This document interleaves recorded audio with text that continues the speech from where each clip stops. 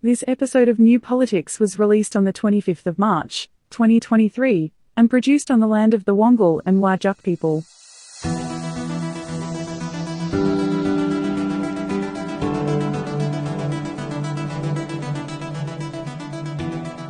Welcome to New Politics.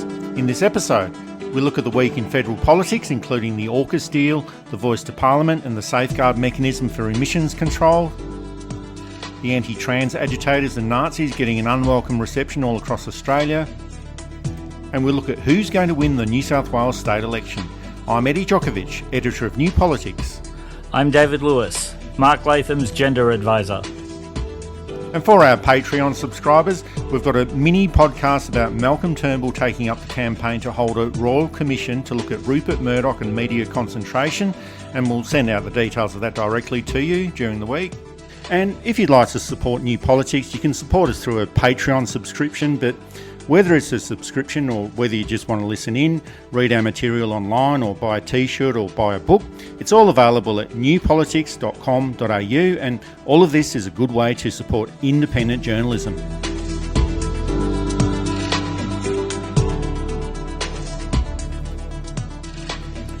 Federal Parliament has been back in action this week, and as usual there's a wide range of issues that are being looked at.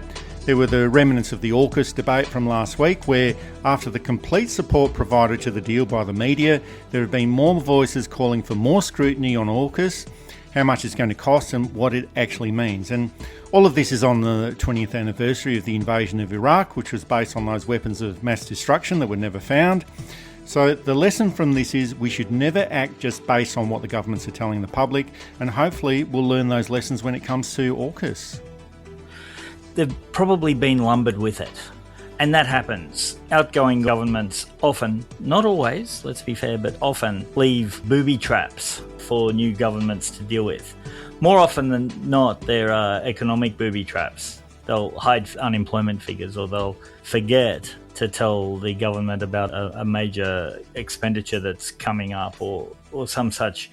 And that's part of the deal of being a new government. You're not told everything in opposition, and then when you know everything, things are often a lot worse than they seem. Again, I want to stress, not always. There was one of the late night hosts when Barack Obama won over John McCain. They joked that Barack Obama looked at the books and rang John McCain and offered him the job of president.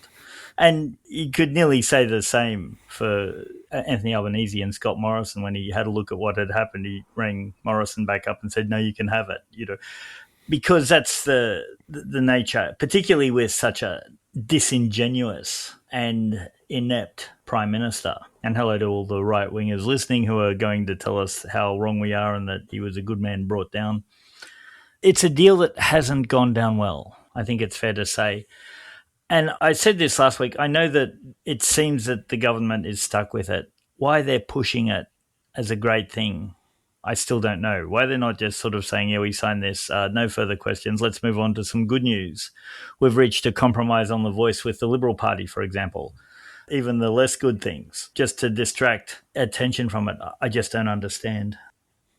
So the mainstream media is always behind that corporatist war machine model, and as far as the Labor government is concerned, well, they've got other issues going on there. But that's essentially what the media has been doing with AUKUS, and pretty much what they did back in 2003 with the weapons of mass destruction excuses that were involved in the invasion of Iraq. And no prizes for guessing that Rupert Murdoch was right behind the invasion of Iraq. And if a media outlet wants to prove the public is right behind its push for war, well, there's always an opinion poll that they can publish. And that's exactly what Nine Media did this week when they published a poll that suggested that the public is supportive of AUKUS and just a little bit wary of the cost. Now, this reminds me of that old saying that there are lies, damn lies, and then there are statistics, and it seems like that's what we're getting here.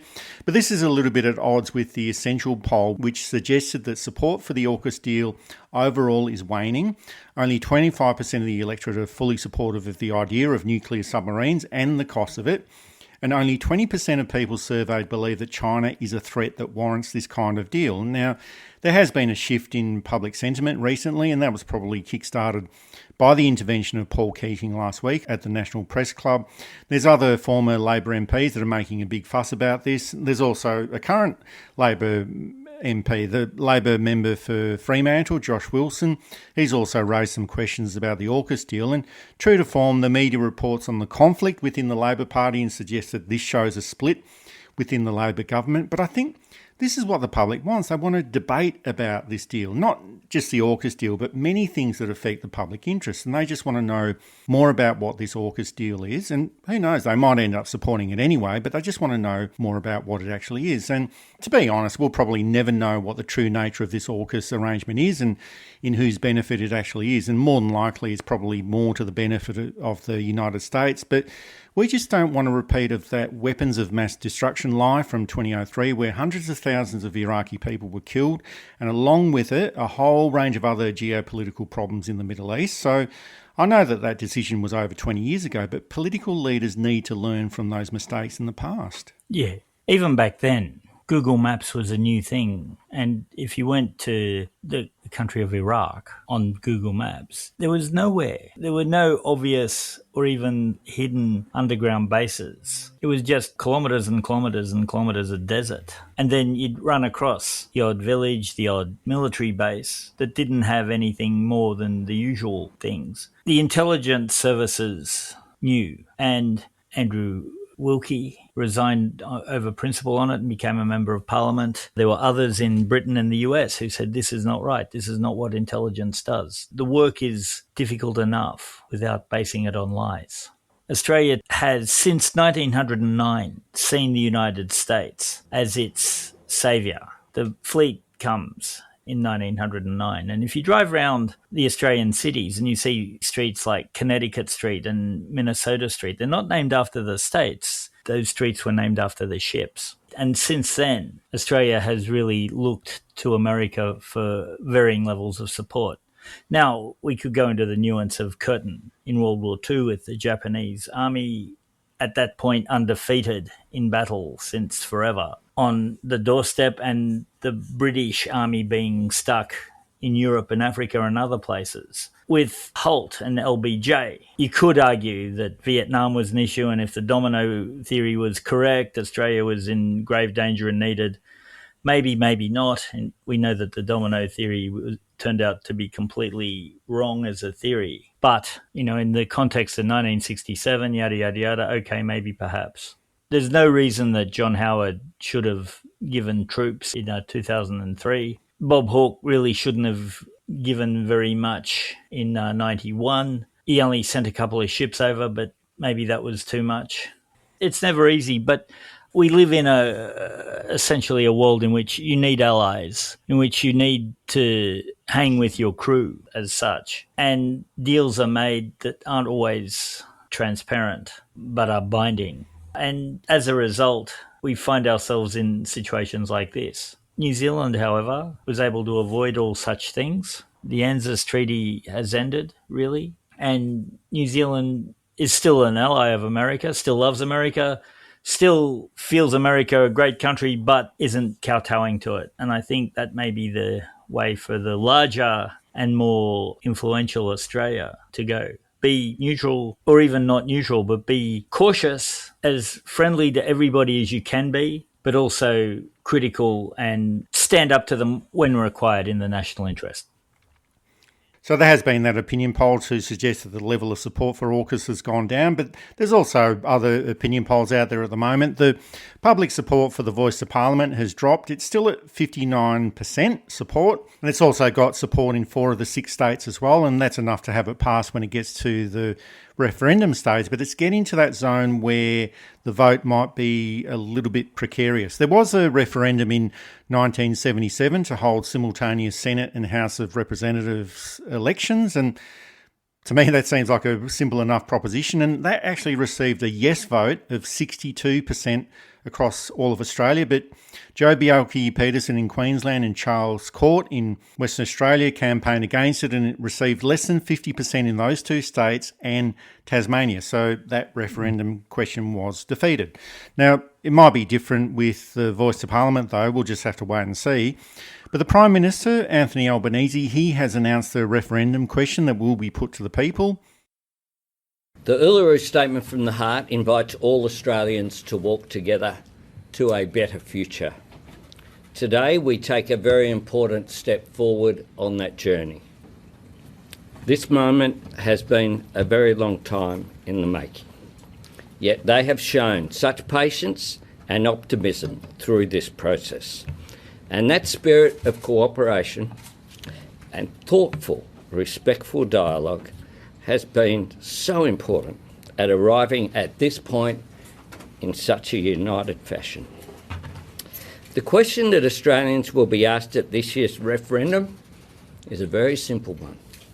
It will read, a proposed law to alter the Constitution to recognise the First Peoples of Australia by establishing an Aboriginal and Torres Strait Islander voice.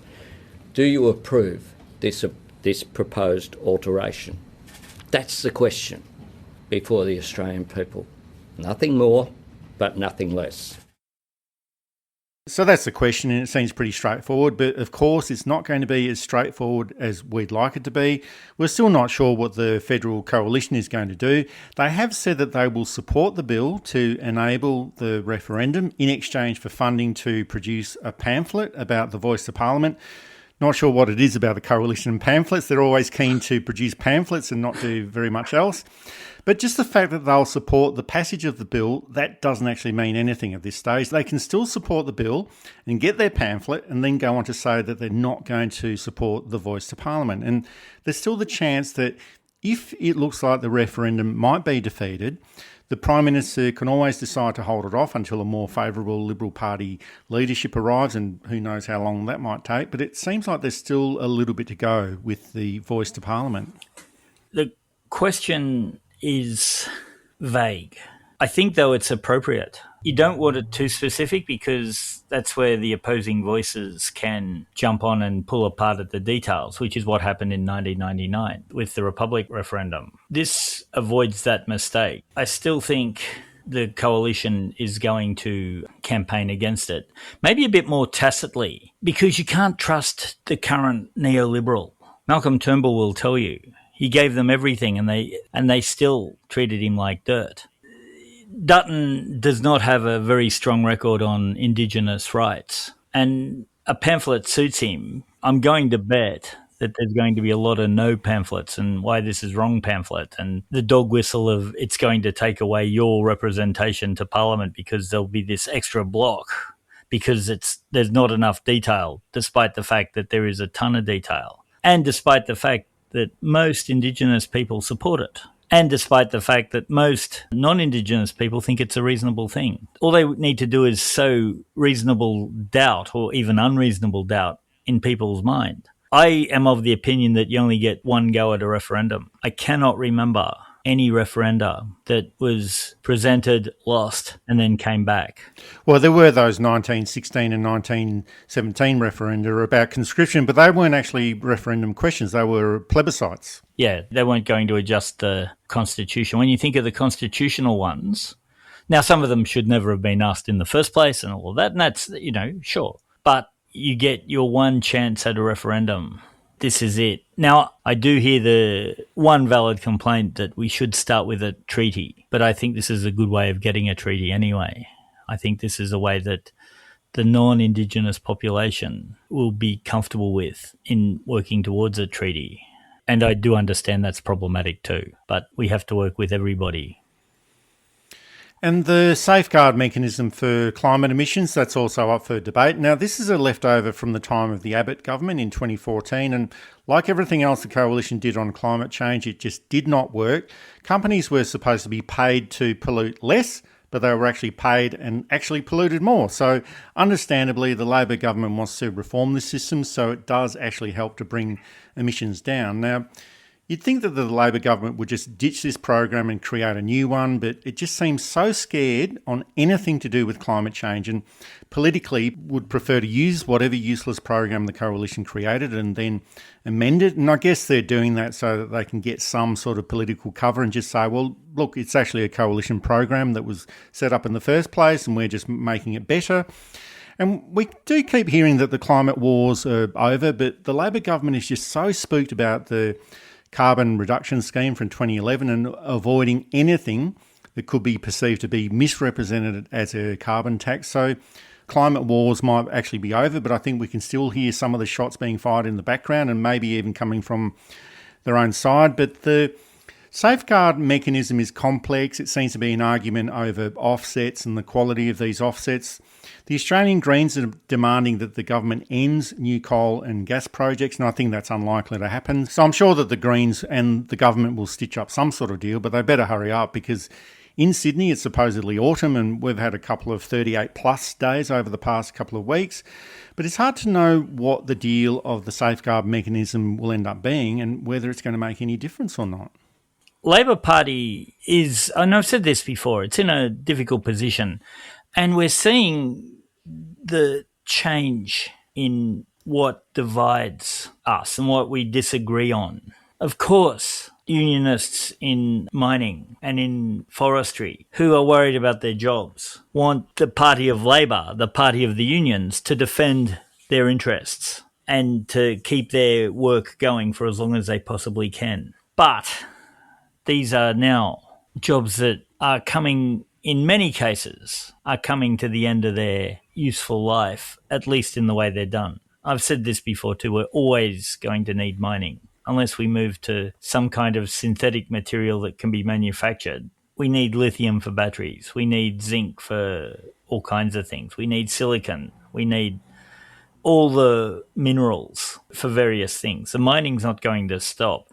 Usually the debate is over coal mining. And Labor has a very, I think, uneasy relationship with coal. And it's not quite a city-country divide. It's easy to say it's inner city lefty Labours who want to remove it and the outer Sydney Labor right want to keep it. It's not quite that simple. There's a lot of rural Labor who want to see coal mining reduced. There's a lot of people who want to move to a more efficient and more economically friendly way of power production. There's a lot of course, vested interests in the traditional ways. Those who've spent billions in investment into coal mining don't want to see that money gone. So I think we're seeing the end of the Liberal Party that we've noticed, I think is happening in a different way, and maybe a slower way or maybe much faster in the Labor Party too, as the political debate changes, as the issues that the party formed in 1890 at the height of the first or second industrial revolution, depending on how you look at these things,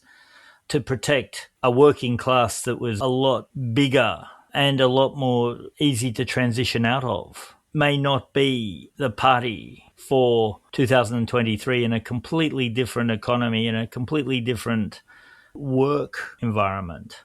Well, I guess it is that conundrum of the Labor Party, either in opposition or in government. It's got to say all of these things about climate change. That's exactly what they did when they were in opposition in the lead up to the 2022 election. But now they're in government, it's almost like they're calling a different tune. It's not a totally different tune, but they're just dragging their feet on climate change at the moment, as far as I can see.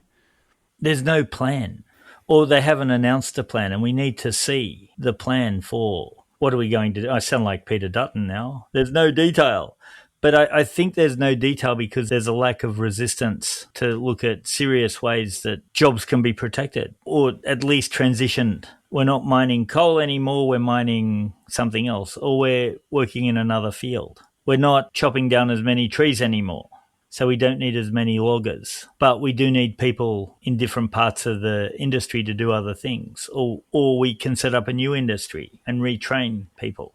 And I know that people don't want to retrain, but it's been ever thus. Priorities change, manufacture changes, capitalism changes, and people have to change or get left behind. And that's part of the management too. Can the government help retrain? Can it pay unemployment? Help people transition into earlier retirements in a way that's comfortable and dignified? And that's what Labor is great at its absolute best. Protecting those who need most protection. It's the less secure who need these protections and who need to be helped. And that's what Labor should be working at now and sitting down with the various factions and the various unions and saying, right, these are the issues. We cannot continue in the old way, much as we might love to. We just can't. How do we do it? And they're pretty clever folks, most of them. Not all of them, but most of them are. And I'm sure with a few pizzas, some beverages of choice, a locked room, access to a bathroom, of course, things can be worked out. You're listening to New Politics. You can subscribe to us on Apple or Google Podcasts, listen through Spotify, YouTube, SoundCloud and Amazon Music, or you can find us at newpolitics.com.au. And you can now support New Politics through Patreon.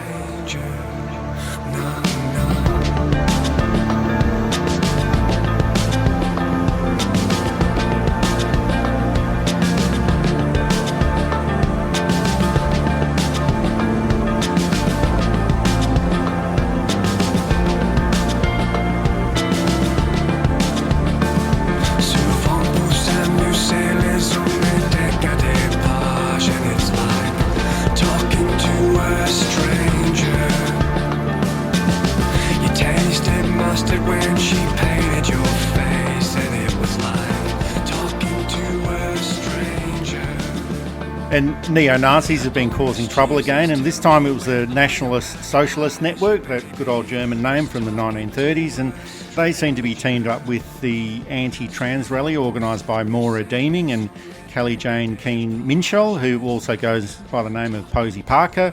Maura Deeming is in the Victoria Parliament and was elected in the 2022 Victoria election, and a lot of people said to the Liberal Party at the time, don't pre-select Maura Deeming. She's a repulsive person, she'll be more trouble than she's worth, and as predicted, she's been repulsive, she's been more trouble than she's worth, and the Victoria branch of the Liberal Party is on the verge of expelling her from the party, and they could have saved everyone a lot of trouble if they didn't pre-select her in the first place. Keane-Minshall, Posey Parker, or whatever you want to call her, she's also a repulsive person, and why she's decided to travel to Australia to spout her bile is beyond me. Maybe she thought that Australia was the only place Katie Hopkins could go to with her racist garbage from Britain and thought that it would be okay to come over here as well. But after mixing with the neo-Nazis in Melbourne and lapping it all up, Posey Parker also went down to Hobart to organise another rally but was quickly shut down and hounded out of Tasmania. Here's what the Australian Greens Senator Nick McKim had to say about Posey Parker. Firstly, Posey Parker, which is a pseudonym for Kelly J. Keane-Minshall, who is a pathetic and disgusting excuse for a human being, who labelled my partner a groomer yesterday because she has a transgender son, my stepson, Jasper Lees. And I say to Posey Parker, or whatever pseudonym Kelly J. Keane-Minshall wants to go by, that what she did yesterday was vile, disgraceful, untrue and disgusting, and it provided us with a window into her dark and warped soul. Yesterday also, another pathetic and vile excuse for a human being who goes by the name of Kim Allen on Twitter, or Kimberly Allen, dead-named my stepson Jasper Lees on Twitter, deliberately misgendered him on Twitter and said the most vile and disgusting things about him on Twitter. Well, Kimberly Allen, you can get in the bin alongside Posey Parker, because Jasper has more humanity in his little toenail than either of you have in your entire bodies. He is an intelligent, funny, highly empathetic human, not to mention a very, very handsome young man, and his intelligence, his humour and his empathy are diametrically opposed to Posey Parker's and Kimberly Allen's. And Posey Parker belled the cat in Hobart yesterday when she admitted that she wasn't a feminist. She said that yesterday. And I agree with her that she's not a feminist, and there's plenty of transphobes like her who are not feminists. And we need to call Posey and Kimberly and their ilk what they actually are, and that is trans exclusionary right-wing dropkicks. TERDS. They're not TERFs, they are turds. So the anti-trans movement, it's a marginal group of professional troublemakers, and that's people like Maura Deeming, Catherine Deeves and Posey Parker, and they're all being amplified by Sky News and News Corporation. They agitate, they cause problems where the problems don't exist. And then it's magnified by groups such as Christian Lives Matter in Sydney, where they are so Christian that they've descended into violence and now bashing up gay people. These people are extremists on the periphery, and this is probably where they would exist. Probably in most parts of the world. The only place that they'd really be accepted would be in the inner circles of the Taliban, perhaps. But they are being amplified by certain parts of the media, and I think this is becoming a problem. The reason they come to Australia is because the media gives a prominent voice to these far-right figures. And so they think, Australia must be some kind of far-right paradise. And it is if you work in the media and you work for the right type of media. Outside, Australia is a bit more moderate. I mean, electing the Morrison government would have helped, but he only scraped back in, let's not forget. And it was a quirk of the electoral system and a media. That was the last time the media was effective in getting a government in too. So they come here expecting a soft audience, yet few of them get a soft audience. Australians aren't a terribly rambunctious lot when it comes to protest. We can look at France the last couple of days, where there has been extremely violent rioting in the streets of Paris, a garbage strike, fires have been set, people have been injured, protesters and police, and tear gas and the whole thing. Australia's not quite like that. You get the odd public melee, shall we say, and mostly too from the right. The left tend to be a little bit more peaceful. It's the right who go down to Cronulla Beach in 2005 to cause trouble. There was a protest at the Mark Latham talk last night of trans people and allies, but it was noisy but peaceful, and they got threatened, and there was no reaction from members of the church who came in, and it got very rough, and the police were called in, and 2 people in hospital, couple arrested, and it was just awful. And my heart went out to those people who were just there to say, we don't like this, and we want to make sure that you know we don't like this, which is everybody's democratic right. The cookers down opposite Parliament House in Victoria, the diminishing number who go down there and protest every Saturday because Dan Andrews is Dan Andrews, or whatever their argument is. They have that right to protest peacefully. Violently, no, they don't have that right. That right extends to everybody. And I think if you look at the trajectory of national politics, this is starting to replicate the politics of America, where the political right hasn't got too much to offer, so it's going to start differentiating through social and moral issues and things that we thought might have been debated and decided a long time ago. On race issues, we had that African gangs rubbish in Melbourne several years ago. Abortion rights are starting to reappear as a national issue in Australia. All that material about men in women's sport, unisex toilets and change rooms, transgender issues. It's 2023 and we've still got neo-Nazis on the streets of Melbourne. All of these marginal issues don't really matter at all to mainstream society, but they're somehow being placed back onto the agenda and magnified out of all proportion. We also have the Liberal Party Senator Sarah Henderson pleading that Moira Deeming shouldn't be expelled from the Liberal Party, and I just fear that the Liberal Party's too far gone on these sort of issues. They've got MPs associating with neo-Nazis, and of course that's not all of them, it's just some of them. That's just a bridge too far for most people, but seemingly not for some in the Liberal Party. Now, the leader of the Victoria Liberal Party, John Pasuto, to his credit, he actually wasn't the leader when Moira Deeming was pre-selected. He wasn't actually an MP. But he has moved to expel Moira Deeming from the Liberal Party, but there's resistance in the party for doing this. So who knows where it all goes from here, but I've got a feeling that not much of this is very good.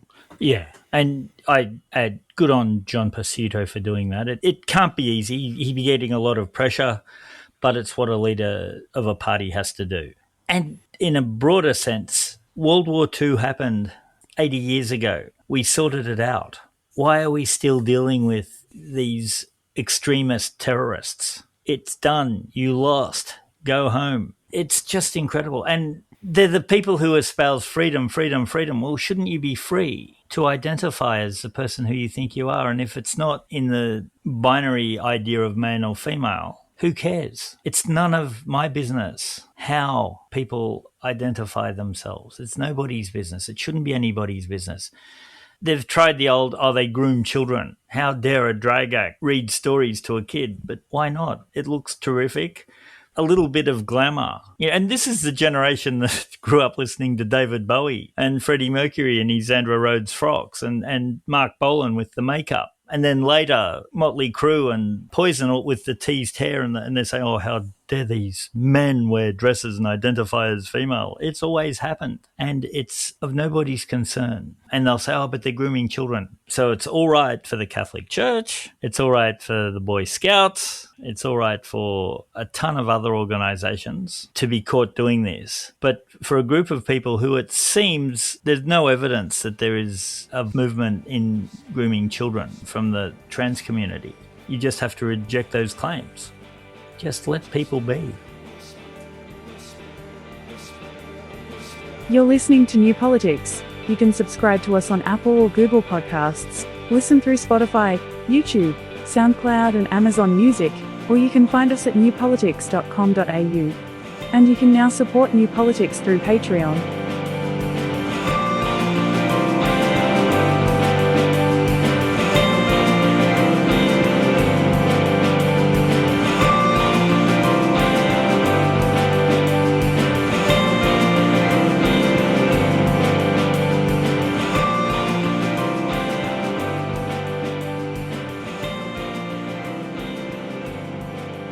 Today is the day of the New South Wales election, and it hasn't captured the imagination of the public, and who is to blame for this is hard to say, whether it's the inane coverage by the media or whether it's because of the relative performances of the two main sides of politics. Now, generally when the conservative side of politics is due to lose, the media shows a strong disinterest, deflects from the important issues, tells everyone how boring it is, which essentially results in that thinking in the public that it's better to go for the devil that you know.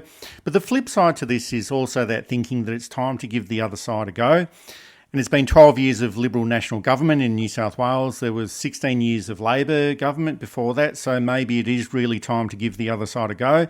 New South Wales Labor does have to win 11 additional seats to win a majority government. The Liberal National Coalition is governing in a minority position at the moment and have to win 2 seats to form a majority. That's unlikely to happen.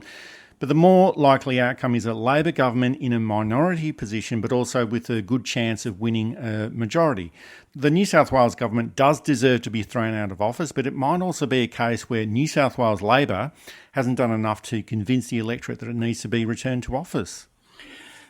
After the ICAC revelations, the governor should have stepped in and dismissed them. We have the precedent in 1931. Philip Game dismissed the Lang government, and then, of course, John Kerr dismissed the Whitlam government. After it was found just how corrupt the Berejiklian government was, and I'll be a little bit fair here, she inherited a lot of that from Mike Baird and Barry O'Farrell, but only a little bit. She continued it. They should have stepped in there and said, this is not good enough. You're all sacked. None of you can stand for office again, and we are holding elections for a new government, which would have likely gone to the Labor Party. This election, we have a man so far out of his depth as to be almost unbelievable as Premier. A front bench of so-called moderates who happily put him in. A man so entitled that instead of ringing an ambulance for his wife, he rang the health minister to try and bump her up the ambulance list. Now, of course, Mrs. Perrottet is not part of this, but you ring an ambulance in the first instance. You then use your privilege to maybe put her into a private hospital later or what have you. Maybe get her a single room because there's, you don't want her being bothered by political people wanting to make a point about her husband. That is something that I would have understood. But he rang Brad Hazard, who just happened to be having dinner with the head of the ambulance service, and they organised an ambulance. This is not proper and above board. And then Chris Minns said, I don't know what I would have done in this situation. When he should have either said nothing if he didn't want to bring family into it, or he could have said, I think that, I would have trusted the ambulance service and just called an ambulance and waited my turn anyway. The ambulance service in New South Wales, as I believe in all of Australia, are pretty good with triage and getting there, despite the fact that the Perrottet government cut the ambulance service drastically. Perrottet does not deserve to be a backbencher in any government. He's that awful. Or opposition. He should not be in public life. He should not really live in New South Wales. Chris Minns hasn't impressed, I think. And I know part of that is the media won't give him airtime, etc. But when he does cut through, it's, oh, really? So you are supporting gambling? What's your stance on gambling? Which is a massive issue in this election. He's not very good on what he's going to do with health and education except improve it, but there's not a lot of detail. We don't know what he's going to do about rampant property development. And again, I will be fair, it's very hard for the Labor leader of the opposition to get airtime in a Murdoch Fairfax city. But when you get that time, you should be using it as quickly as you can. I do think that the government's going to change. I saw figures that 300,000 people had already voted. I think too, and the point I'm building up to, this is the last neoliberal government. When you look at what's happening in Victoria with the Liberal Party, and then the Liberal Party doesn't really exist in any of the other states, except for Tasmania where it's still in government, but it's not a hard right neoliberal. If the Perrottet government loses, that's the end of neoliberalism in Australia once and for all. And I think we'll see the cracks that you see in Victoria and the cracks that you see in New South Wales will turn into fissures, and we will see a period of tremendous turmoil for the Liberal Party, which will have federal implications too as these things play out. The hard right, who have shown they can't govern and they can't win, and the more moderates, but who are a little bit more in line with Australian values. And we might just see the end of the party and it splits off into 3 or 4 different parties till they can work out some acceptable compromise. I guess the other factor is that just looking at the history of New South Wales politics, New South Wales is pretty much a Labor state, and since 1910, New South Wales Labor has been in office for 63% of the time, and that's even taking into account the last 12 years of New South Wales coalition government. So there is a feeling that it will return to the fold for the Labor Party, but it's hard to say how convincing this will be. The opinion polls, for what they're worth, they haven't actually narrowed at all, and it's fluctuating between 52 and 54% for the Labor Party, which means between 46 and 48% for the coalition. But based on what we're seeing on the ground, the coalition has pretty much given up on the seats that it doesn't hold and directing all of its resources and efforts into the seats that they do hold. And this is pretty much what they did during the federal election last year in New South Wales. It didn't actually work then. And there are several North Shore seats that are under threat from Teal independence. And David, you've mentioned this before in the past. Although there are differences between state and federal politics, this is all strangely reminiscent of what occurred in the 2022 federal election. It's the incredible thing is that the Liberal Party federally does not hold a seat within sight of Sydney Harbour. And I don't think I need to tell our listeners outside of Sydney how blue ribbon that was. Harbour views were for the wealthy, were for the people who generally preferred Liberal governments. They weren't for them, but they were owned by them. I think the same thing's going to happen. They've had to wheel out John Howard again, who didn't help at all in the last election. They're wheeling out Gladys Berejiklian. I think that's a rather brave decision. There is a sort of groundswell of Gladys was just the victim of a good woman done wrong by a bad man. We've all been there. But the types of seats that they've pulled her into are the types of seats who understand that it's not that at all, that Gladys was just another crooked politician who misused her position to advantage her friends either materially or politically. It hasn't been a great campaign, but the Liberal Party hasn't run a great campaign since probably 1985. But the Labor campaign hasn't grabbed the interest. So I suspect it will be a minority government. And that's going to be the interesting thing. The far right run a lot of candidates under different guises, and the preferences might flow to so-called independents who are actually just more right-wing lunatics, which could bode poorly for New South Wales and, by extension, Australia.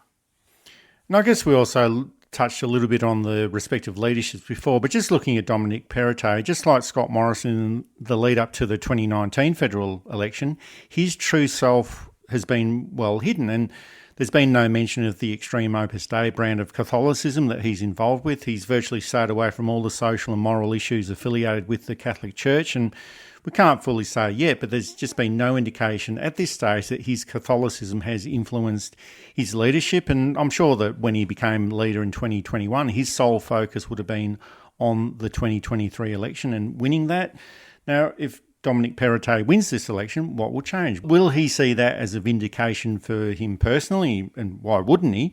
But Scott Morrison became more emboldened with his religious and spiritual beliefs after he won the 2019 federal elections. So if the coalition in New South Wales wins again, will this happen with Dominic Perrottet? Who knows? And the New South Wales Labor leader, Chris Minns, he's really played a small target. It's a low target. It's almost a reflection of the Albanese strategy from 2022 without the bells and whistles. But it might actually be too much of a low target. When Dominic Perrottet revealed that he wore a Nazi costume to his 21st birthday party, well, Chris Minns didn't actually say much about that at all. And as you pointed out before, David, there was that revelation that Dominic Perrottet contacted the health minister to get that ambulance for his wife who was sick at home. And unlike the hoi polloi who have to wait hours to get an ambulance emergency service. And Chris Minns responded by saying, well, as you said, David, he didn't really know what he'd do in the same situation. Now, these are the wrong answers politically. Now, as a leader, you might think, well, wearing a Nazi costume 20 years ago, who really cares about that? Or ringing up the health minister if your wife is sick, well, probably would have done the same thing. That's what you think privately. But if it was me, I'd be shouting this out from the rooftops. You cannot have the Premier of New South Wales wearing a Nazi costume. Doesn't matter how old he was at the time. This sort of stuff is non-negotiable. And the Premier of New South Wales calls on a mate to get an emergency ambulance while everyone else in New South Wales has to wait for hours. Well, you make the political hay while the sun is shining. And that's what politics is all about. And it probably reveals the timid style of leadership as well. And there's also been those issues of recognition. Now, it doesn't really matter that much if an opposition leader isn't well recognised. Sometimes that can be an advantage, but Chris Minns actually does present quite well. That's the thing that I don't understand. It's just that he hasn't presented very much at all. On gambling, there's that insignificant trial on 500 gambling machines. There's been an offer of support for teachers and nurses, and those attacks on the Liberal Party's privatisation agenda. But on a lot of other issues, it's all quite blurry. So sure, you can make yourself into a low target or a small target, but if the target is too small and too low, well, you won't be able to find yourself, and that might end up being a problem for the New South Wales Labor Party on election day. In a time when people are clamouring for change, you want to be seen, to be who you are. You want to be brave and proud, not this small target. Dominic Perrottet is about as popular as a clod of mud in soup.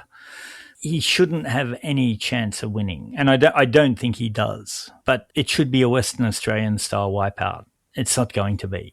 There's going to be enough of them, and I'm very disappointed that Brad Hazzard, one of the worst ministers ever, nationally speaking, not just in New South Wales, is getting to step down without facing electoral consequences. But hopefully ICAC will catch up to him soon one day. Achieved nothing in 40 years. Nothing. It's a time for Labor to stand up and say, look at us, this is what we stand for. This is how we're going to make the state better. This is what we're going to be doing. Instead, we're getting a bit of mealy-mouthed, small target nonsense, which isn't going to work as well. They're going to get in, but they should be getting in with mandates and agenda and the promise of something new and exciting, not just more of the same. And that's what we're looking at. And I hope I'm wrong on this, I really do, but the indications haven't been too exciting. That's it for this episode of New Politics. Thanks for listening in. And if you'd like to support our style of journalism and commentary, please make a donation at our website at newpolitics.com.au. We don't beg, plead, beseech or gaslight you about journalism coming to an end. We just keep it very simple. If you like what we do, please send some support our way. It keeps our commitment to independent journalism ticking along. I'm Eddie Djokovic. Thanks for listening in, and it's goodbye to our listeners. I'm David Lewis. We'll see you next time.